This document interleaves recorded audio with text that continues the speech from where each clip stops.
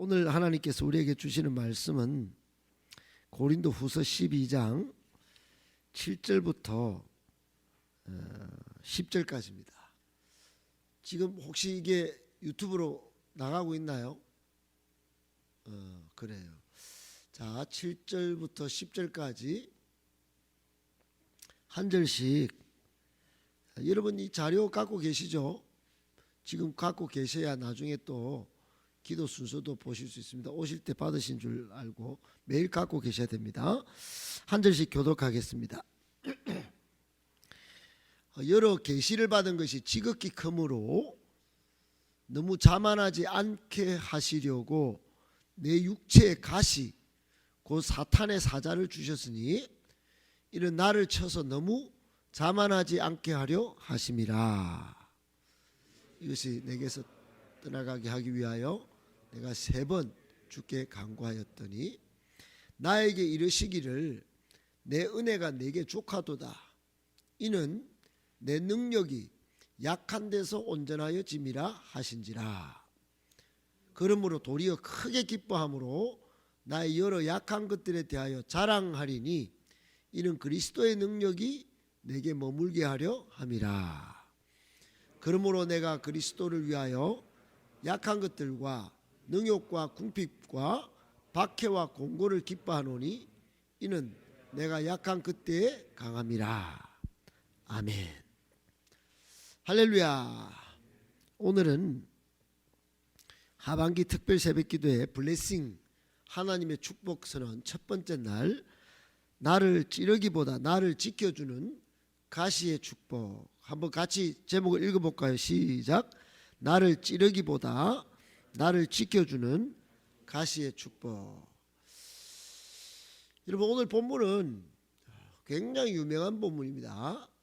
여기 단어 하나하나가 다 정말 주옥 같은 수많은 신학자와 또 설교자들에 의하여 인용이 되었고 설교되었고 또 많은 사람들이 지금도 고백하는 약할 때 곧 그때가 내게 강함이라, 이런 거 고백하는 주옥 같은 본문입니다. 바울의 인생 스토리에 은혜가 체험되었던 그런 장면을 오늘 본문이 담고 있어요. 가시가 있었어.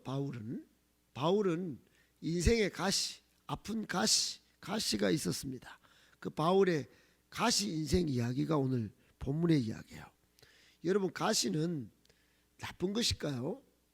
제가 어제도 오후 예배 때 설교드렸지만 제주도에 있는 거의 모든 감귤은, 그 나무는 제주도에 감귤 농사 짓는 사람은 다 아는데 일반인들 잘 모른다고 그래요. 그 감귤은 감귤나무를 접붙인 것에서 나오는 감귤입니다. 원래 감귤나무에서 감귤이 열리겠죠. 그런데 제주도는 바람이 워낙 세게 불어서 버텨내지를 못하는 거야. 그래서 사람들이 생각한 결과 그게 있는 나무가 탱자나무가 얼마나 강한 데서 자랍니까? 그죠? 그 가시가 있어요. 거기에다가 감귤을 접붙여서 우리나라에서 감귤이 나온다고 합니다. 여러분, 그러므로 가시나무, 탱자나무도 감귤을 맺는 거예요. 여러분 아시는 고슴도치 아시죠? 가시로 덮여 있습니다. 그런데 새끼 고슴도치는 어떻게 엄마 뱃속에서 서로 찌르지 않고 있을까? 연구 대상입니다. 연구 대상. 고슴도치가 서로 막 살을 비비면 못 버티거든요. 얼마나 그게 아픈데. 근데 엄마 뱃속에 가시가 들어가요. 그 새끼가 가시 있는 그거를 들어가요. 근데 희한하게 연구해 본 결과 엄마 뱃속에서는 새끼 고슴도치가 가시를 돋구지 않는다고 그래요. 희한하죠? 그렇습니다. 은혜 안에 머물면 가시가 돋구지 않는 거예요.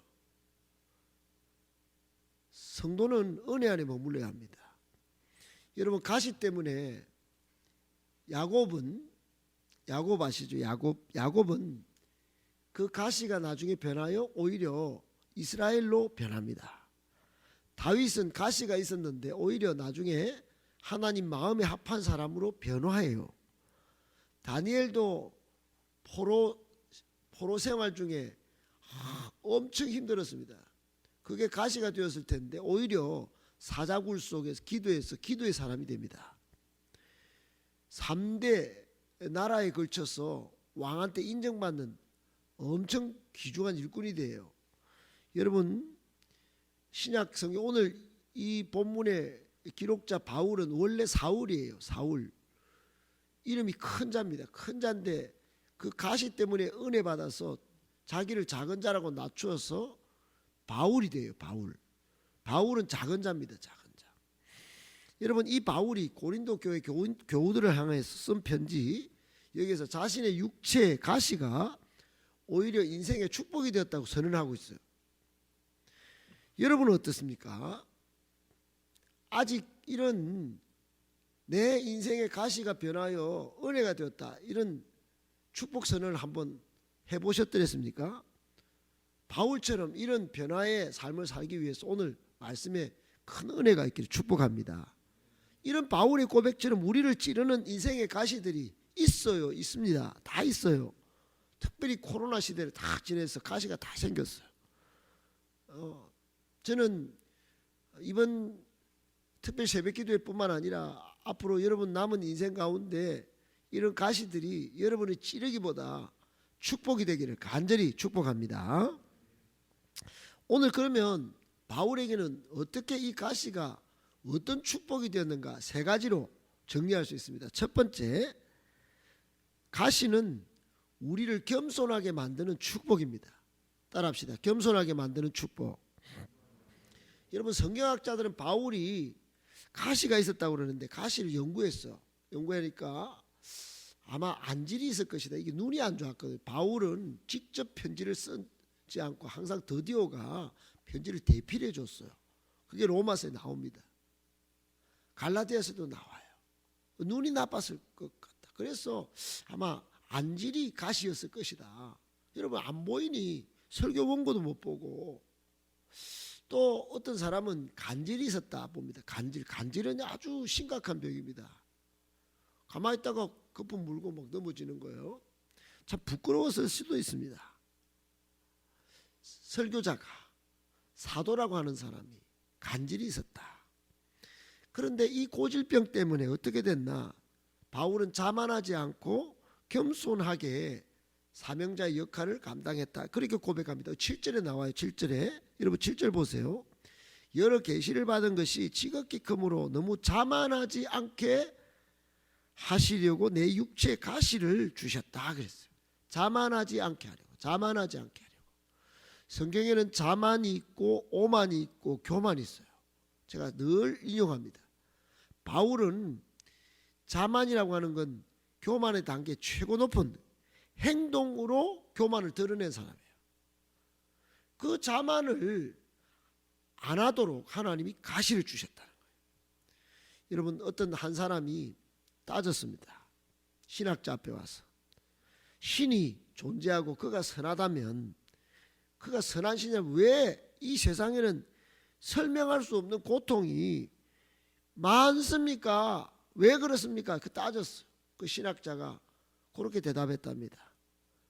아니, 그렇지 않아도 인간이 교만하기 짝이 없는 인간인데 고통마저 없다면 인간은 얼마나 더 교만스럽겠습니까? 그러고 입 싹 닫고 갔답니다. 여러분, 교훈이 뭘까요? 교훈이 가시가 있기 때문에, 고통이 있기 때문에 인간이 겸손할 수 있다는 말이에요. 여러분, 찬양 노래 가운데 하덕규 씨가 지은 찬양에 이런 노래가 있어요. 가시나무. 내 속엔 내가 너무도 많아 당신의 쉴 곳 없네. 내 안에 가시가 많아서 교만해가지고 하나님이 쉴 곳이 없다는 거예요. 내 속엔 헛된 바램들로 당신의 편할 곳 없네. 그래, 하나님의 쉴 곳을 뺏고 막 이길 수 없는 슬픔, 무성한 가시나무 숲 같다고 고백하면서 바람만 불면 이 메마른 가지가 서로 부대끼며 울어대고 쉴 곳을 찾아 지쳐 날아온 어린 새들도 가시에 찔려 다시 날아가 버리고 바람만 불면 왜 그렇게 외롭고 또 괴로워서 슬픈 노래를 부르던 날이 많았는데 그렇게 노래를 해요. 참 겸손하게 만드는 노래입니다. 이 노래가 조성모가 불렀는데 조성모는 서울에 청년이 많이 다니는 교회 3.1교회 다녀요. 매일 이 노래 부르면서 큰 은혜를 끼쳤어요. 여러분 가시가 하나님의 은혜를 머물지 못하게 하는 그런 자만을 교만을 깎았어요. 겸손하게 만든다. 겸손하게 믿으시기 바랍니다. 우리에게도 그렇게 가시가 있으면 겸손하게 만든 하나님의 축복이다 생각하고 잘 인생을 다듬으시기를 축복합니다. 두 번째 어떤 축복이냐? 가시는 우리를 기도하게 하는 축복입니다. 따라합시다. 기도하게 하는 축복. 여러분 가시가 제공하는 또 하나의 축복이 이 가시 때문에 기도하는 사람이 된다는 거예요. 여러분 기도에 성공한 분들 많이 보면은 많은 사람들이 힘들고 고통스러울 때 기도했다 그렇게 고백합니다. 그때 엄청 기도했어요. 세게 기도했어요. 많이 기도했어요. 깊이 기도했어요. 여러분 오늘 8절에 보세요. 바울은 몇 번 기도했냐? 이걸 떠나가게 해달라고 3번 주께 간구했다고요. 3번. 여러분 왜 바울이 하필이면 3번 기도했을까요? 유대 나라는 한국 사람처럼 3번, 3세판 이런 게 있대요. 3번, 3번 이런 문화가 있대요. 근데 아마 바울은 예수님을 생각했을 거예요. 예수님은 겟세마네 동산에서 기도하실 때 이 십자가의 잔을 좀 다른 데 물러가도록 3번 간구했어요. 그 예수님은 본을 받아서 자신도 이거 좀 물러가기를 3번 기도하지 않았을까? 그러면 여러분 3번만 기도하면 그럼 물러갈까? 그게 아니고요. 더 깊은 성경학자의 의미 해석은 뭐냐? 1번, 2번, 3번 했다는 건 진지하게 기도했다는 말로 해석합니다. 진지하게. 여러분 내 안에 가시가 있으면 진지하게 기도하시기를 축복합니다. 사람마다 가시가 있어요. 없는 사람 없어요. 가시란 말의 헬라어 원어는 스콜로프인데 끝이 뾰족해가 찌르는 막대기 이걸 가시라고 해요. 우리나라의 순교자들 옛날에 주기철 목사님 간증을 들어보면 그 자녀들 그 일본 순사들이 대나무 짝대기를 가시 뾰족하게 만들어 손톱에 찔렀대요. 손톱 안으로. 죽는 것보다 더한 차라리 죽어버리지. 이걸 계속 찌르면 여러분 못 삽니다. 못 삽니다. 인생을 살다 보면 이런 가시 같은 존재가 막 살 뿐만 아니라 마음을 찔러가지고 고통스럽게 만드는 경우가 많아요. 그런데요 여러분 그때 기도의 사람은 믿음의 사람은 세상 사람과 구별된 행동을 합니다. 그때 기도합니다. 그때 큰 고통은 크게 기도하고 많은 고통은 많이 기도하고 깊은 마음의 상처는 깊이 기도하게 해서 기도의 사람으로 변하는 거예요. 바쁘면 바쁜 중에 기도하고 한가하면 더 진지하게 기도하는 거예요.